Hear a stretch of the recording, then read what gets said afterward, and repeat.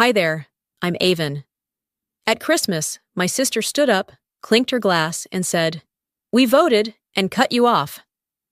Everyone nodded, smiled, like it was nothing. But the part no one saw? The years they drained my bank account behind closed doors. The therapy I paid for. The wedding I funded. The hospital scare that turned out to be a lie. And just when I finally walked away, they came back, asking for help. How did I go from being not family to being their only lifeline? You ever wonder what happens when you stop being the family fixer and start being the one who says enough? Let me show you. I showed up with a bottle of Cabernet, one of the nice ones from my stash. I even wrapped it with a bow like an idiot, like I believed this year would be different. The porch light at Rosen's place flickered once as I rang the bell. The smell of pine and cinnamon hit me as the door creaked open and Mom's voice carried through the hallway. "Avon's here," she sang out, fake cheer dripping off every syllable. Inside, the house looked like a Hallmark card. Warm lights, crackling fire, the whole thing. Neva was by the tree, shaking a box with her name on it. My father didn't bother getting up from the recliner. Rosine smiled like we were on camera. "You're early," she said. "Must be nice having no kids and no real responsibilities." I smiled politely and placed the wine on the table. "Better early than dramatic," I said, trying to sound playful, but she didn't laugh. Dinner was already set. Carved ham, roasted vegetables, perfectly folded napkins. Rosen always knew how to stage a picture-perfect disaster. I took my seat near the end of the table. Small talk buzzed like a bad radio station. Static, tension, half-hearted chuckles. No one asked how I'd been. No one mentioned my promotion last quarter. It was clear they were just waiting for something. And then it happened. Rosine stood up, wineglass in hand, wearing that lipstick she only used when she wanted to win. "Before we cut the pie," she said, "I think it's time we got honest." I looked up. My stomach turned before she even finished the sentence. She glanced around the table like a smug senator. "We voted, and we've decided you're no longer part of this family." I blinked. At first, I thought I misheard her, or maybe she was joking. But Mom nodded in agreement. "It was bound to happen sooner or later," she said, buttering her roll. Cale stared at his plate, silent. Tolliver clinked his fork against his wineglass. "It's for your own good." Neva giggled. She thought it was a game. And my dad? He didn't even meet my eyes. Just shifted in his chair and muttered, "This kind of tension isn't healthy." I felt like I had left my body. Their words didn't pierce me like knives. It was colder than that, like standing outside in a storm with no coat, no one coming to let you in. I stayed quiet for a moment, forcing myself to breathe. Then I reached into my coat pocket and pulled out a thick folder. Their laughter stopped. The sound it made when I set it on the table was sharp. Paper meeting wood, with a dull thump that cut deeper than any curse. "What's that?" Rosine asked, the smirk twitching at the corners of her mouth. I leaned back. "Since we're being honest, I figured I'd come prepared." She grabbed it like she expected confetti to fly out. Her fingers flipped through the pages, one by one. The smile drained from her face. Bank transfers. Receipts. Email screenshots. A list of every time they called, texted, begged. A timeline that screamed what I'd swallowed for years. Then she hit page 23. A hotel bill from Charleston. 2 nights. 1 room. Signed with her name and someone else's. Lena. She shoved the folder away like it was covered in filth. "You psychopath," she hissed. "You've been spying?" I didn't flinch. "Number I've been documenting. There's a difference." Cale pulled the folder toward him, started reading. His mouth moved, but no words came out. My mother finally said, "How dare you weaponize your help like this?" I looked at her, calm now, colder than I'd ever felt. "You called it help, but to you, I was an ATM, a therapist, a guilt sponge." I stood up. My legs were shaking, but I held my ground. "You said I wasn't family?" I scanned the faces around the table. "Then maybe you won't need your fallback anymore." No one spoke. Rosine's glass tilted in her hand. Neva asked if we were still playing the game. I walked to the door, grabbing my coat. No tears, no begging, no second chances. Just me, and the storm I finally let them feel. Thunder rumbled in the distance as I stepped outside, the cold air hitting harder than I expected. The door didn't slam behind me. It clicked shut, almost polite, like even the house was too tired to argue. I didn't look back. I didn't need to. Let them sit in the silence they carved. The door clicked shut behind me, but their voices bled through the walls. I didn't stop walking, not down the steps, not across the yard. My boots crunched the frost-covered grass like it owed me something. I made it halfway to the street when I heard her. "You think you're better than us?" Rosen's voice, shrill and shaking. "That folder proves you're just obsessive. Sick." I didn't turn around, but I heard the folder hit the wall inside, pages scattering like fire and dry grass. "You're a damn parasite, Avon!" she screamed. Then silence. Then Cale. "Who the hell is Lena?" That stopped me. I turned just slightly, enough to see him standing near the dining room window, the folder in his hand now. His eyes weren't just scanning. They were searching, digging. "Don't do this here," Rosen snapped, but her voice had lost its edge. I said, "Who is Lena?" Cale didn't shout. He never had to. His voice just dropped low and steady, like a threat with a tie on. My mother stood up suddenly. "This isn't the time or the place." "The hell it isn't," Cale shot back. "You all wanted honesty. You all clapped. Now we're being honest." I leaned against the mailbox and listened as my sister's perfect night unraveled. "She's a friend," Rosine muttered. Cale read another line aloud. "3 nights, Ocean View Suite, Charleston, signed under your joint account, Rosine Adams and Lena Quinn." "A friend, huh?" "She was helping me with a project." "Stop. Just stop." His voice broke, just enough for me to hear the betrayal sink in. "You lied to me, and you lied to her." I didn't need to watch the rest. I knew that tone. It was the sound of a marriage unraveling in real time. No fireworks, just the quiet crack of trust splitting open. I pulled my phone from my coat pocket, fingers trembling. Not from the cold. A new voicemail, unknown number. I pressed play. "Ms. Adams, this is Ewan from Marlowe and Fisher. Your father asked me to reach out regarding the family trust. He said you recently revoked certain authorizations. He'd like to discuss fallback options." I hung up. Another call came through immediately, same number. "Ms. Adams," Ewan said again when I answered. "Sorry to catch you like this. Your father insisted I contact you. He's under the impression that you're still listed on several fallback clauses as power of attorney." "Not anymore," I replied flatly. "I signed off. It was finalized."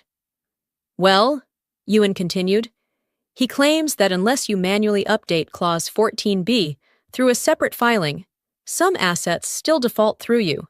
He's asking for a meeting." I laughed. A short, sharp exhale that wasn't amused in the slightest. "Tell him I don't hold that power anymore, and even if I did, I wouldn't lift a finger." "Understood," he said. "Would you like us to notify him in writing?" "No," I said. "Let him stew." I ended the call and stared at the quiet street. A few houses down, someone had one of those plastic reindeer sets lit up. The red nose blinked on and off like it was mocking me. Behind me, the house had gone still again. Not peaceful, just stunned. I took one last look and then walked. Not because I needed air, because staying would have meant seeing their faces after the truth scorched through their lies, and I'd already spent a lifetime swallowing ash. My hands weren't shaking anymore. My breath came even, and I knew, as sure as I knew my name, that they didn't break me tonight. They just proved me right. I didn't have a destination, just distance. Distance from that house, from them, from the wreckage of what used to pass for family. I kept walking until the cold sobered the last of the adrenaline, until the sting in my chest dulled to something I could carry. Then I got in the car, started driving, not toward anything, just away. I didn't go home. Instead, I drove without thinking, past neighborhoods still glowing with lights, through old streets where the pavement cracked in the same places it always had. My tires eventually found their way to the gravel shoulder by the lake, Dad's favorite spot back when I was too young to understand what peace actually meant. The water looked like glass under the moonlight. Not a ripple, not a breeze. Just stillness. I cut the engine and let the silence settle around me like a second skin. I used to come here when I needed clarity, before job deadlines and overdraft notices, before they learned I could be counted on for everything and punished for the same reason. I leaned back in the driver's seat and stared at the black expanse ahead. The cold crept in through the cracked window, but I didn't roll it up. My mind didn't drift far before it landed right back on them. Not tonight, not Christmas, but every single time they asked, and I said yes. There was the time Dad called at 6:12 a.m. "Just a little help, honey. The dental work wasn't covered after all." He said it like I'd offered first. Then came Mom's bill for a card I didn't open, for items I'd never seen. "Just this once," she'd whispered, like it was a secret between friends. Rosen's emergency therapy turned out to be energy healing with a life coach in California. I wired the money without asking, thinking maybe it was real. Maybe she really was in trouble. Then came the tuition fees for Neva. "We wouldn't ask," Senna said over the phone, "but the scholarship didn't come through, and you know how tight things are." No one offered to pay anything back. No one ever asked if I could afford it. The gratitude when it came was hollow, wrapped in guilt and expectation. "Only you can help." "You're the smart one." "You have a good job, we don't." It always ended the same way, with my bank account lighter, my breath shorter, and my silence mistaken for consent. Once, at a birthday party for Neva, I brought a book as a gift, something I'd loved as a child. Rosine looked at it, then at me, and muttered, "I guess we all give what we can." They used to tell me I was the backbone of the family. I didn't realize they meant the one carrying all the weight until I couldn't stand upright anymore. I blinked, snapping back to the present, still gripping the steering wheel with both hands. My phone lit up again. This time it was a memory, 3 years ago. A photo of Dad in a hospital bed, looking pitiful and pale. The caption from Mom read, "We're at the ER. Don't know how long he has. Please come." I remembered flying home that day, canceling meetings, moving a project deadline, rushing straight from the airport to the hospital in heels. I'd expected machines, beeping monitors, maybe an IV. Instead, I found him watching a football game and complaining about the soup being cold. "Oh, they were just being cautious," Mom said with a wave of her hand. "Better safe than sorry, right?" Safe. Sure. I remember sitting in the waiting room afterward, staring at the vending machine and realizing that my emergency was never really their emergency. I was the emergency contact, the fixer, the backup plan, not the daughter, never the daughter. I turned off my phone and stepped out of the car, walking down the worn path to the edge of the lake. The wind cut across the water, numbing my face. I didn't care. For the first time all night, I wasn't angry. I wasn't sad. I was just done. "They never needed me," I whispered into the dark. "They needed what I could give." And I gave too much. 3 days passed like breath held too long. I barely left my apartment, except to walk the dog and pretend normalcy still lived in my building. Asheville had turned bitterly cold, the kind that cracked your skin and crept into your bones, even when wrapped in wool. The lake hadn't offered answers, but at least it hadn't asked anything of me. Then Senna texted, "Let's meet, just us, no pressure." I stared at the message longer than I should have. My first instinct was to delete it. My second was to ask, "What do you want now?" But curiosity, fool that it is, won. I chose a public place, a tiny cafe tucked on the quieter end of downtown. No risk of a scene, no audience from family, just 2 sisters playing pretend in a setting too cozy for confrontation. She was already there when I arrived, bundled in a cream coat, hands around a latte that had lost its steam. She looked up, eyes soft. Too soft. "I'm glad you came," she said, her voice smaller than I remembered. I sat across from her without taking off my scarf. "Let's not waste time." Senna smiled tightly. "Okay. Look, about Christmas." That wasn't what it looked like. I raised an eyebrow. "Oh? Did someone hack your voice and make you say I wasn't family?" She flinched, just slightly. It was heat of the moment. People were emotional. Rosin was pushing hard, and you went along with it, I finished. Senna didn't deny it. Instead, she reached into her bag and pulled out a manila envelope. My stomach turned. "What is that?" I asked, not bothering to hide the edge in my voice. She slid it across the table. "It's paperwork, legal stuff, power of attorney documents. Dad wants to reinstate you. We figured maybe if we handled this first, we could talk easier." I didn't touch it. "So this is what you meant by no pressure?" I said, voice flat. "Avon, we're all tired," she whispered. "You've always been the capable one. You understand how these things work. We're scared." I leaned forward, lowering my voice. "You don't get to cut me out and then put me back in when it's convenient." Senna looked away. "It's not like that." I pushed the envelope back toward her. "It's exactly like that. You all clapped when Rosin made her little speech. You toasted to my absence. And now, what? You're here because Dad's scared of losing control of the trust fund?" She didn't answer. "I'm not your legal shield anymore," I said, standing, "and I'm definitely not your emotional one." I left her sitting there, staring at the untouched folder, latte, now completely cold. That night, I couldn't sleep. My phone buzzed once. It was a message from Kale. "I owe you an apology. I saw what Rosin was doing for years, and I said nothing. I told myself staying quiet was neutral. It wasn't. It made it worse." Another message followed. "You weren't crazy. You were just alone." I stared at the screen, stunned. Kale had always been silent, detached. Switzerland in every family feud. But now, this? My fingers hovered over the keyboard. "Thank you." I typed it, then deleted it. I locked my phone and lay there, eyes tracing the cracks in the ceiling, mind running loops. The silence in the room felt louder after Kale's messages. And just as I was starting to make sense of that shift, the screen lit up again. The sun wasn't even up when my phone lit up again. Rosin.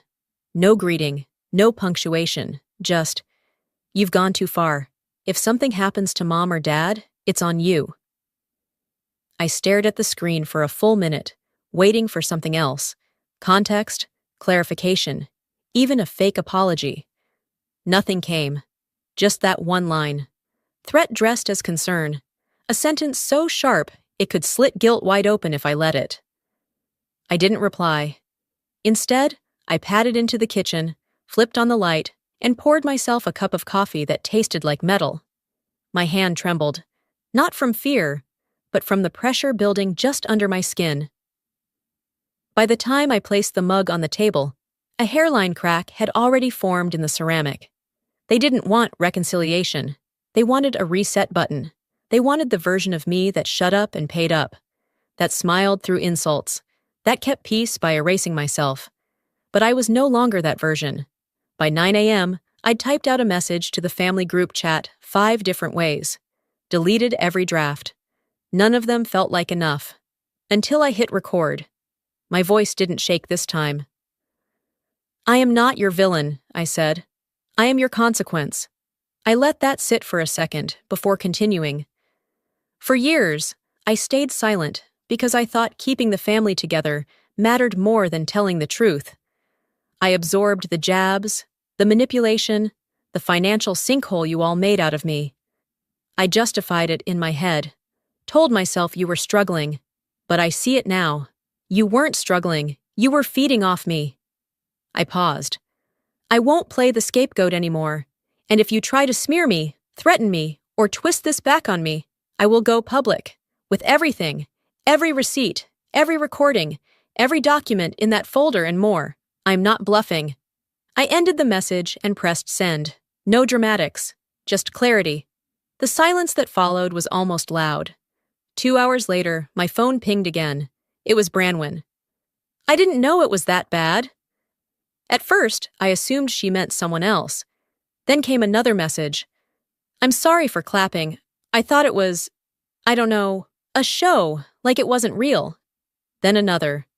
Rosen said if I didn't support the vote, I was choosing sides, and Mom told me you'd already decided to leave. I felt cornered. I reread those lines 3 times. It wasn't a full apology, but it was the closest thing I'd gotten in years that didn't come laced with an ask. If you want me to speak out, I will. I didn't reply. Not yet. I wasn't ready to trust her again. But something in me softened, just a notch. That night, I sat at my kitchen table alone, with nothing but my breath and the ticking of the thermostat. My hands shook, not from fear, from release, from the relief of having finally spoken, of finally being heard. I whispered it to the quiet, just to hear it out loud. Maybe I was never the quiet one. Maybe they just never listened. The next morning, I woke to silence, but it felt different. Emptier, not heavier. I moved on instinct, boxing up the pieces of a life I no longer owed anyone. There wasn't a plan, just momentum. Like once the words had left my mouth, everything else had to follow. The last box landed with a dull thud near the coat closet. I didn't bother labeling anything anymore. Just shuffled the essentials into drawers, closed the cabinets, and breathed in the blankness of the new apartment. No family portraits, no heirlooms, no framed cross-stitches saying, "Home is where the heart is." Just walls. Clean. Silent. I'd signed the lease 3 days after the blow-up and finalized every severance I could think of.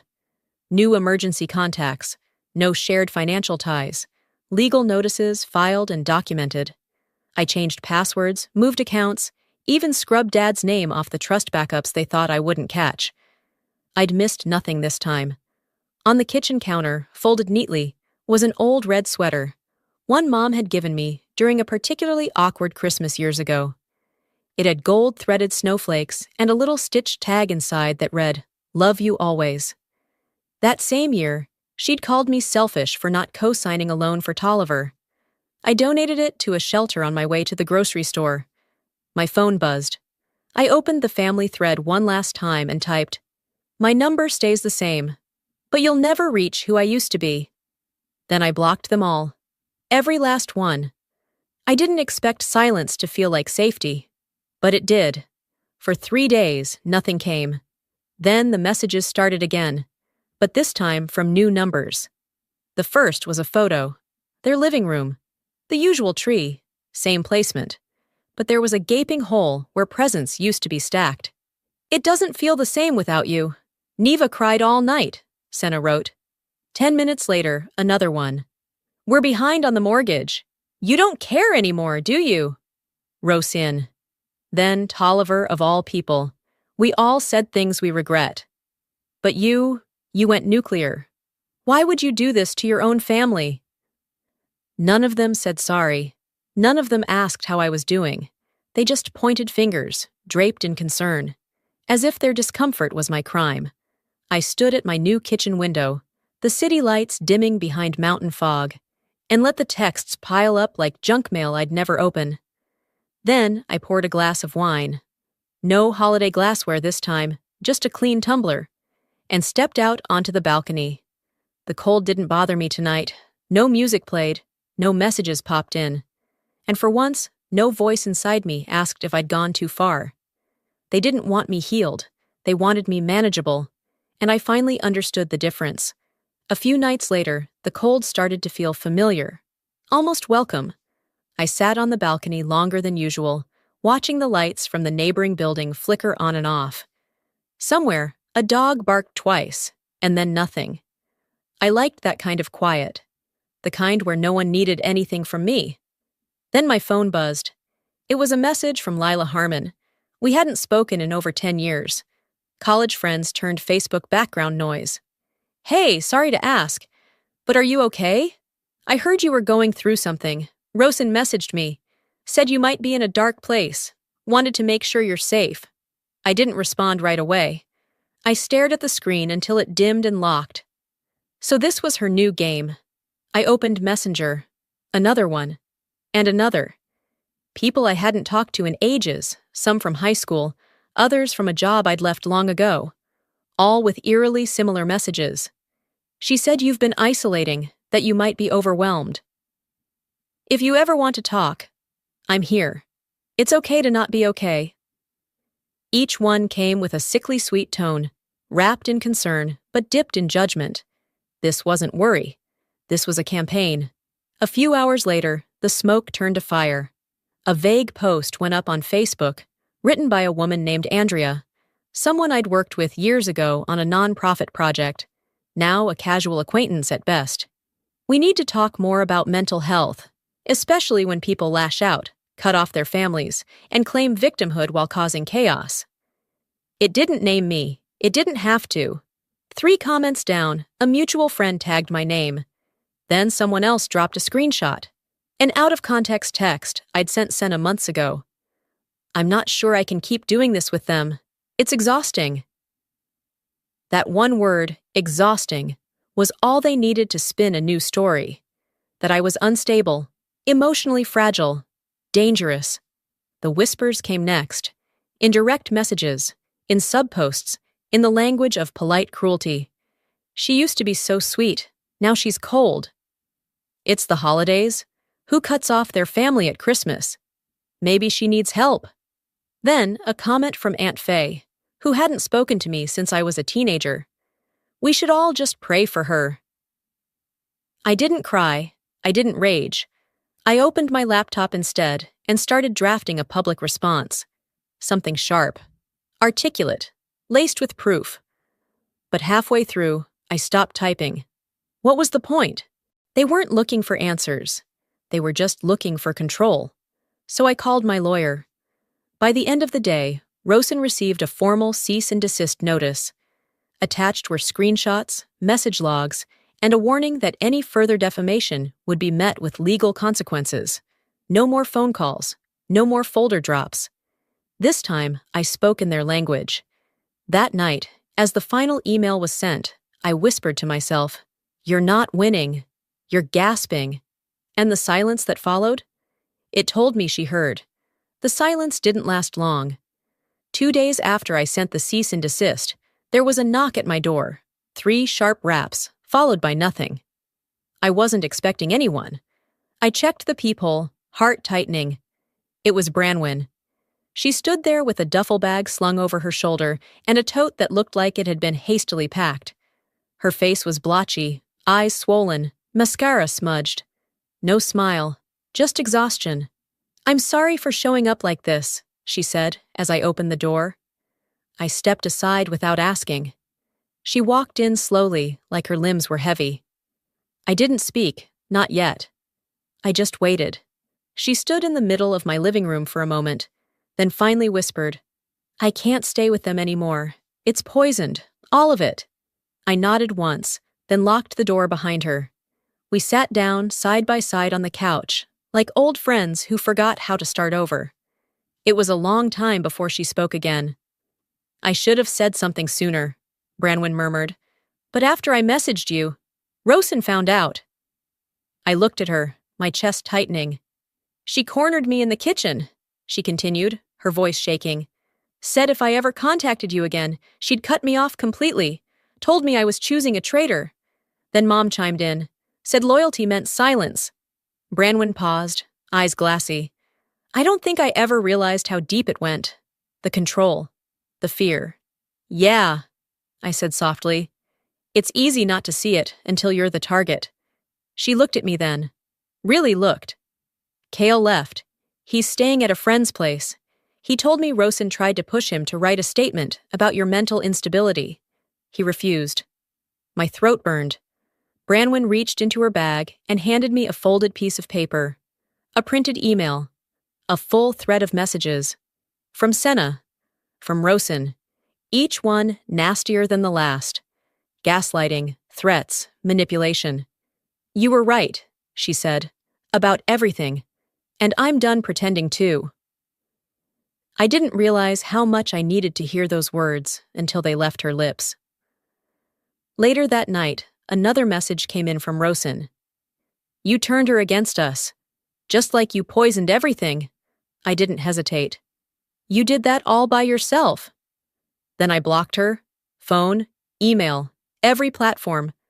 I opened a document I'd been sitting on for weeks. A formal affidavit in support of Cale's divorce filing. I signed it, scanned it, sent it to his lawyer. Done. Branwen and I sat on the balcony that evening, the sky bruised with January cold. I brought her a blanket. She didn't thank me with words, just tucked it around herself and leaned back in the chair beside mine. We didn't talk. We didn't need to, because for the first time, the silence between us didn't feel like avoidance. It felt like peace. You're safe here, I said after a while. For real this time. She nodded, exhaling slow. And I realized quietly that maybe I was safe too. 2 weeks later, I found the letter in my mailbox, tucked between a utilities bill and a coupon booklet. No return address, just my name, handwritten in a familiar, tilted script that stopped me cold. I stood there on the steps outside my building, fingers tightening around the envelope. My first instinct was to toss it. Trash can was only 6 steps away.